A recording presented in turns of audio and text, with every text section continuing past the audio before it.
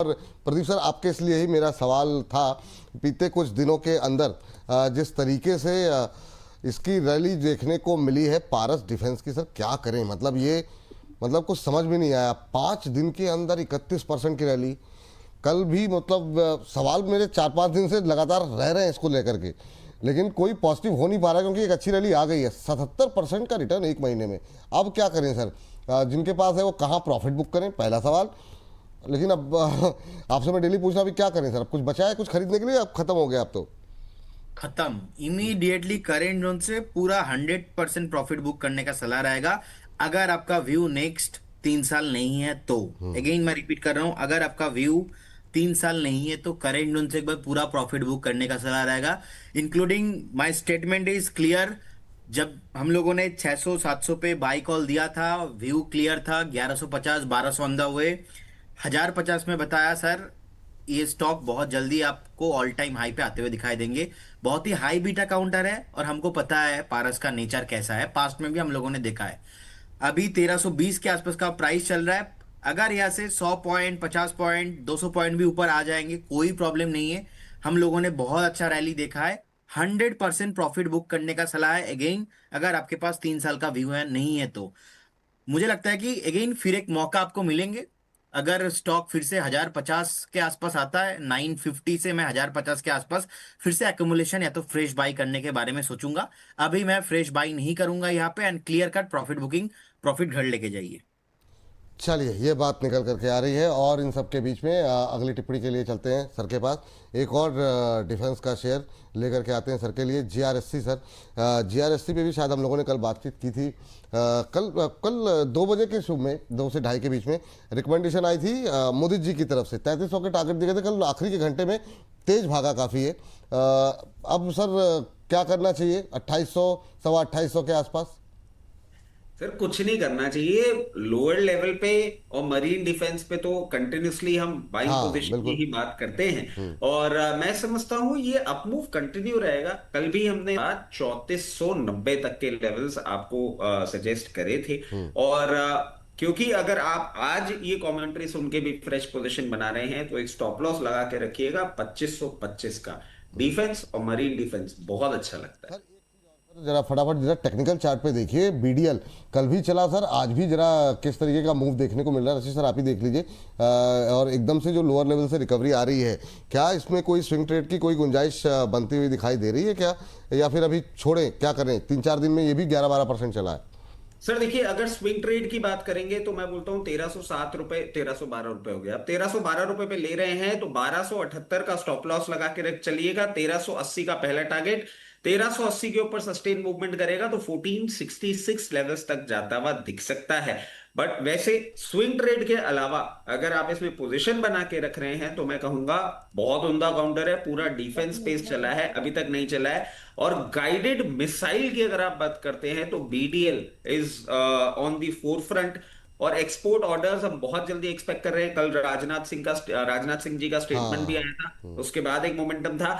ये मोमेंटम जब कंटिन्यू होता हुआ आपको दिखेगा मीडियम टर्म में, ये आपको 1720 रुपए तक भी जाता हुआ दिख सकता है।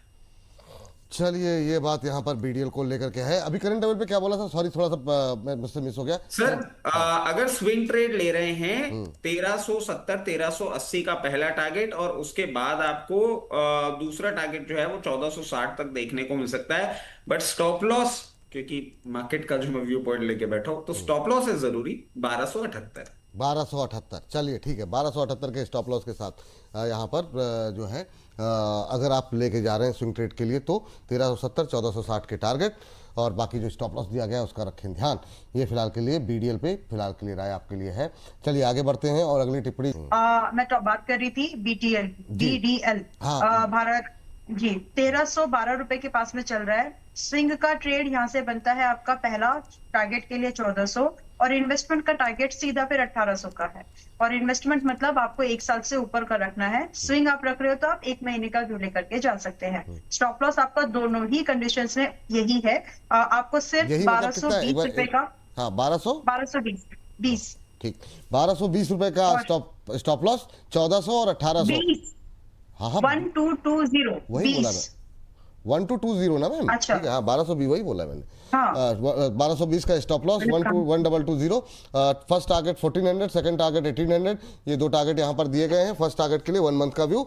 और बाकी आप आगे चल के हम लोग डिस्कस कर लेंगे। और यही ट्रेड था मैम ना? हाँ जी चलिए आगे। एक सेकेंड बाकी है। हाँ ठीक है, ओके ओके ओके। चलिए आगे बढ़ते हैं और चलते हैं जो है रचित सर के पास। रचित सर, काफ़ी लोगों की कल भी टिप्पणी थी कि आप लोगों ने एचएल को छोड़ दिया, तो मैं चाहूँगा कि आप एचएल और बीएल दोनों को कवरेज में ले आइए। बीएल पे आज कुछ एक रिपोर्ट्स भी आई थी सर सुबह, तो वो दोनों को ध्यान में रखते हुए दोनों डिफेंस पे आपकी राय जानना चाहेंगे। और जैसा कि हम लोग कह रहे हैं, कल कमेंट्री भी आई थी राजनाथ सिंह जी की तरफ से, रक्षा मंत्री की तरफ से। यस सर, क्या करें सर? सर एचएल अभी चल नहीं रहा है और कंटिन्यूसली हम ये बात कह रहे हैं, बट हाँ एक चीज मैं आपको बोल देता हूँ, प्रॉक्सी प्ले है। बार बार मैं ये चीज बोल रहा हूँ, इंडियन एरियल डिफेंस अगर कोई प्रॉक्सी प्ले है सिर्फ एचएल है। जैसे इंफ्रा के लिए हम एलएनटी बोलते हैं, एरियल डिफेंस के लिए एचएल है, ये बात ध्यान रखिए। जैसे ही मोमेंटम आएगा, बार बार एक ही चीज मैं बोल रहा हूँ, 4800 के सप्लाई पॉइंट को इस बार क्रॉस कर लेने दीजिए। 5400, 5800, 6400। अगर मीडियम टर्म अप्रोच और पेशेंस रख सकते हैं, यहां पोजीशन जरूर बनाइएगा। और इसके लिए मैं एक और चीज बोल देता हूं, पोजीशन इस तरीके से बनाइएगा कि आने वाले दिनों में जब मार्केट में करेक्शन आएगा तो 4180 लेवल्स तक भी आए तो फर्दर अपनी पोजीशन आप बढ़ा लीजिएगा। इसके साथ साथ सर बीईएल की बात कर रहे हैं अपन। जी सर, बीएल दोनों बड़े दिग्गज। बीएल 425 रुपए। कल के ट्रेडिंग सेशन में, कल के 2 बजे वाले शो में हमने ये बात कही भी थी। ये रेजिस्टेंस क्रॉस करने वाला है। अब अगर ये कर रहा है और स्विंग ट्रेड अपॉर्चुनिटी भी ढूंढ रहे हैं, तो यहां पे एक बार पोजीशन बनाई जा सकती है। सबसे पहला लेवल होगा 444 के बाद 464, ये स्विंग ट्रेड के टारगेट होंगे। अगर आप इस ब्रेकआउट पे मीडियम टर्म अप्रोच के साथ खरीद रहे हैं तो 498, 506 इन दो लेवल्स के लिए खरीद सकते हैं। दोनों ही कंडीशन में स्टॉप लॉस 410 रुपए का निकल के आ रहा है। और जीआरएससी को लेकर सर? अच्छा, जीआरएससी भी बताया आपने? हाँ सर, मैंने कहा कि अब नाम निकल गया तो कवर ही कर लेंगे, क्योंकि काफ़ी मोमेंटम में था कल, तो डिस्कस कर ही लेते हैं थोड़ा सा। 2831 का भाव देखने को मिल रहा है। बने रहना चाहिए, एक बार प्रॉफिट बुकिंग करना है 4450 के जो लेवल पे। 4450?